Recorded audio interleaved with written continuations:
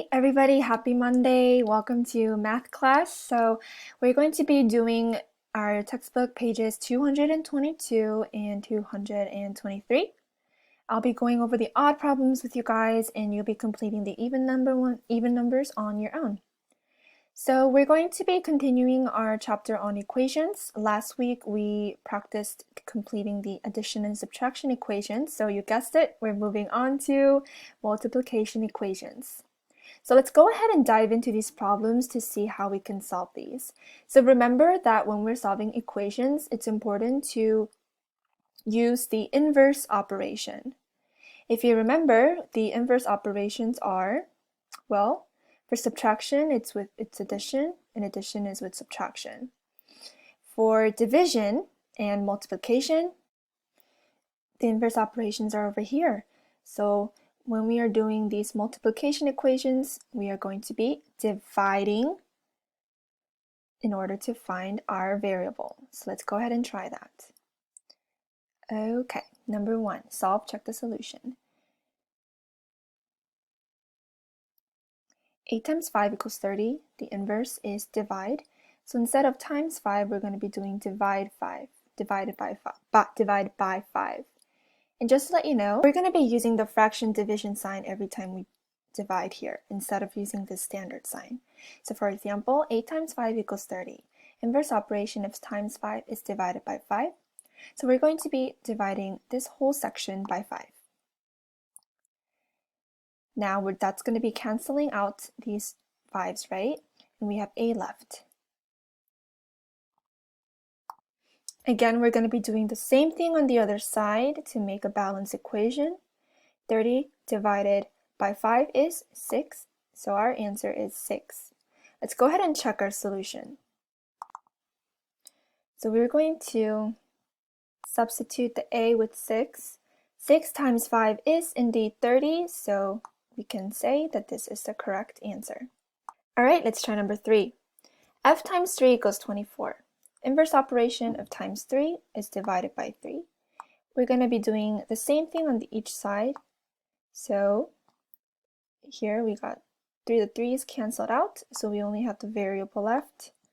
And 24 divided by 3 is 8. Let's go ahead and check that. So replace f with 8. 8 times 3 is indeed 24, so that is our correct answer. Number 5. 9p equals 54. In other words, 9 times p equals 54. Again, we're going to be dividing this inverse operation, so divided by 9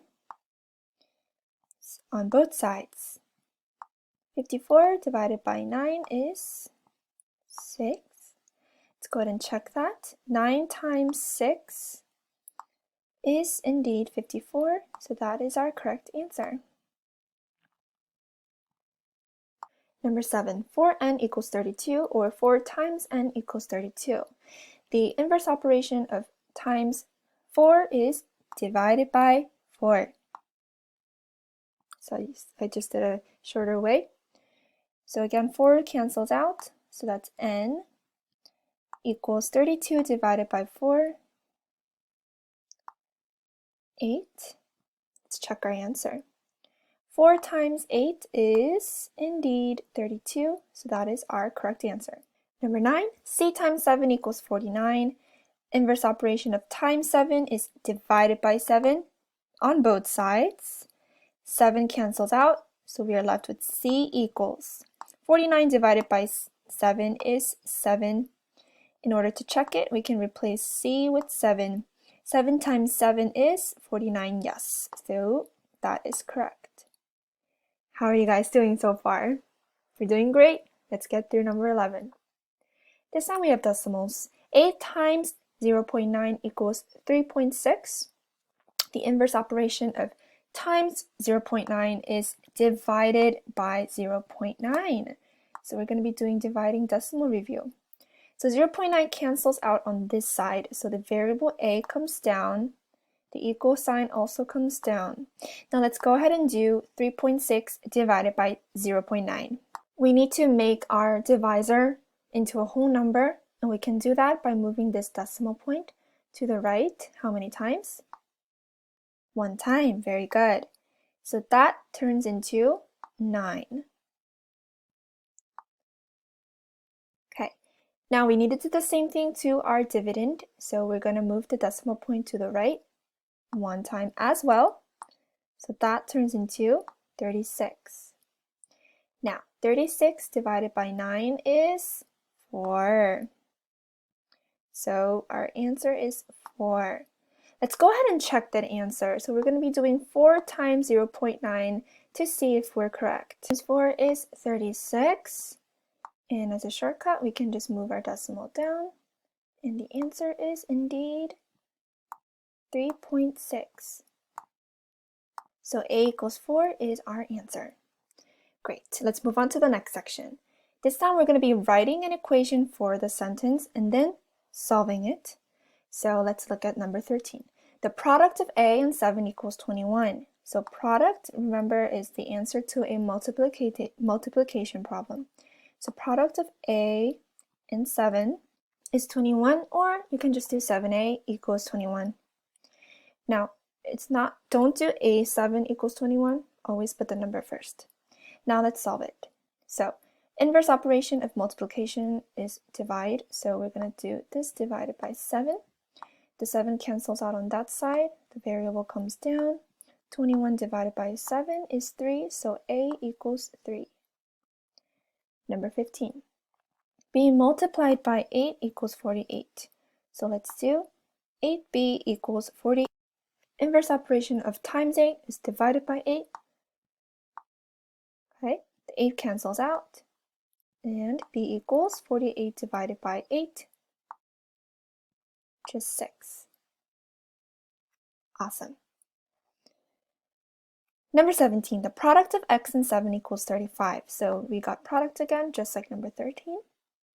7x equals 35. Divide both sides by 7,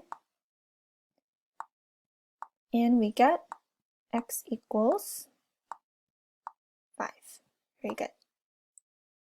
All right, we're already done with page 222, the odd numbers at least. In this case, as of right now, you can pause, try the rest of the problems on this page before we move on to our next section. Or if you want to go on to the next section first, that's totally okay as well. Page 223. Let's go ahead and get started.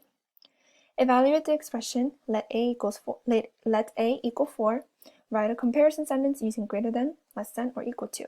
So remember, every time it says evaluate the expression, and it just means to solve it. So we're going to be substituting all the A's with the number 4. So this becomes 32 divided by 4, which is 8. And then this A turns into 4, and 4 times 2 is 8. So this is equal to 21. 9 times A, which is 4, is 36. And 5 times 7 is 35. What's bigger? This is bigger by 1, greater than. 28 divided by A, which is 4. So 28 divided by 4 is 7. And then 2 to the third power, which remember means to multiply 2 by itself 3 times. So be careful with this. 2 times 2 is 4. 4 times 2 is 8. Now, what's bigger? 7 or 8? 8 is bigger, so it's less than. All right, moving on to the section solve. So this is going to be combining everything we learned today and on Wednesday. Addition and subtraction and multiplication. So we're going to be working with these inverse operations. X minus 5 equals 8. The inverse operation of minus 5 is plus 5. So we're going to be adding 5 to each side. So this cancels out. We have x equals 8 plus 5, which is 13. Good job. 5m equals 40. Inverse operation of multiply is divide. So we're going to divide both sides by 5. 5 cancels out. 40 divided by 5 is 8. So m equals 8. 29. A minus 9 equals 25.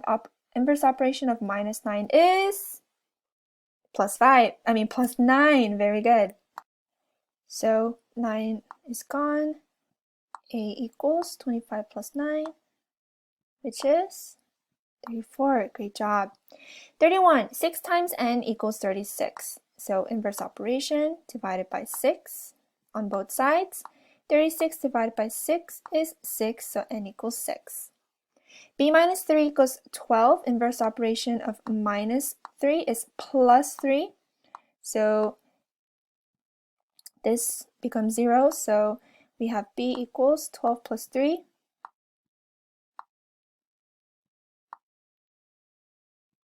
Very good. 24 equals 4x. So this is kind of flipped. You can usually the variables on the left, right? But this time we have it flipped. But don't worry, it's the same thing. Just remember that the variable is here, so we have to separate the variable with this 4. So we're going to be doing the inverse operation, divide by 4. So 24 divided by 4, 6. Then we got 4 is gone, so 6 equals x, or x equals 6. Same thing. Fantastic, we just have practice and application left. 37.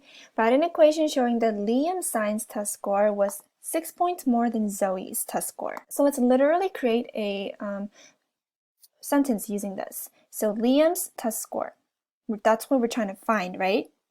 So let's make that variable as L. So L equals 6 points more than Zoe's. So more than, that's plus, right? So let's make Zoe's test score Z.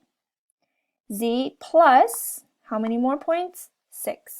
So that could be our equation in order to find Liam's test score. Because his score was 6 points more than Zoe's. 39. Which terms can be combined in the expression 2s plus 1/4 plus 2/3?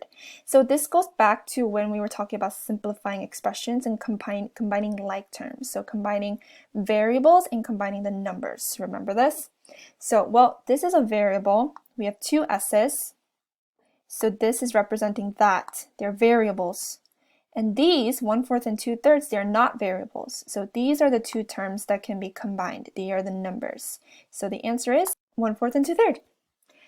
41. Write and solve the multiplication equation that can be used to find the value of c, and c divided by 2.3 equals 17. So now we have to change this division problem into a multiplication equation. We have to do the inverse operation. So the inverse operation of divide is multiply. So we're going to be doing times 2.3 on both sides. So this is multiply, not add, okay? All right, so that cancels out. So we got c equals 17 times 2.3. Now let's solve this. 7 times 3, 21. Add a 0.